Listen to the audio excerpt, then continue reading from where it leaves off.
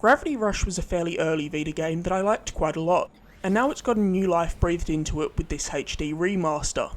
Gravity Rush Remastered is pretty much exactly what we've come to expect from remasters nowadays, a prettier version of the game that includes all the DLC content. As soon as I started Gravity Rush Remastered, I was surprised to see my biggest concern immediately fly out the window. I didn't expect this game to look very good. I thought the visuals would have taken a huge hit in the transition between Vita and PS4, but the cel-shaded visuals have held up way better than I could have possibly hoped. The game was outstandingly stylish on the Vita, and it remains that way on PS4.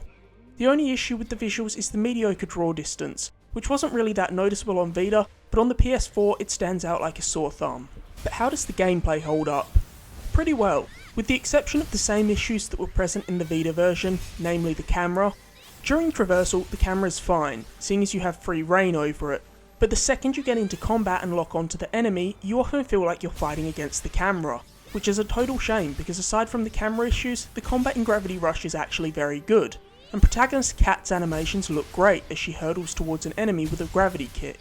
Something that also relates to the combat is the RPG elements of Gravity Rush. Leveling works similar to another superhero game, Infamous. Throughout the world, you can find shards which you can spend on upgrades for Kat. Kat's selection of upgrades is not hugely diverse, but it is decent.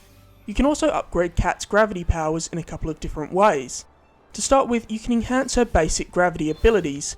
For example, you can increase the duration she can keep her powers active, which is really important later on, especially if you want to do the optional challenge missions.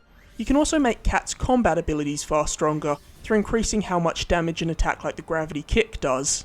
Kat is a fairly interesting character as a whole, if not a little one-dimensional, but she's definitely charismatic and likeable, which are traits I hope we continue to see in the upcoming sequel. As I mentioned at the beginning, all the DLC is included here, but the DLC really isn't that great. It adds some more costumes and missions, but these missions are pretty similar and don't differentiate themselves from the core game, so unless you're playing it for the trophies, I wouldn't even necessarily recommend playing the DLC.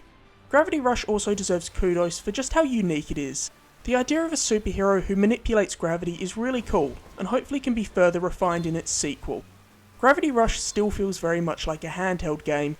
The fairly short story missions and quick challenge missions definitely lend themselves more to the Vita version, so if you do own a Vita, I would encourage you to play it there.